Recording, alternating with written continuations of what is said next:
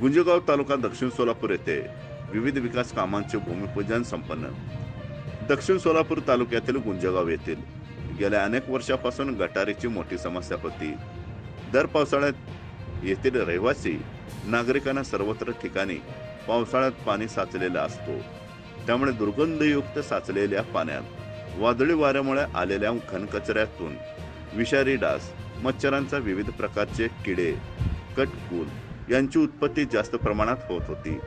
नागरिकांच्या आरोग्याचा प्रश्न निर्माण होत होता. या गंभीर समस्याला येथील रहिवाशांना सतत तोंड द्यावे लागत होते. या समस्या कायमची संपवण्याकरिता दिनांक 28 जानेवारी 2024 रोजी गुंजगाव येथे जनसुविधा योजनेअंतर्गत अंडरग्राऊंड नवीन गटाराच्या कामाचे भूमिपूजन गावचे प्रगतशील शेतकरी किशोर कुलकर्णी यांच्या हस्ते करण्यात आले. यावेळी ज्ञानेश्वर साळुंखे, ग्रामपंचायत सदस्य शंकर पवार, ग्रामपंचायत सदस्य किरण आठवले, विकास पाटील, रामहरी पवार, दत्ता पवार, अमीर शेख, पुंडलिक जाधव, मोहन आप्पासाहेब पाटील, मेजर रामचंद्र गोसावी, जिलानी मुजावर, बाळासाहेब पाटील, शशिकांत पवार, कपिल भडकुंबे, देवानंद भडकुंबे व तसेच सरपंच, उपसरपंच व ग्रामपंचायत सदस्य तसेच गावातील ज्येष्ठ नागरिक मोठ्या संख्येत उपस्थित होते.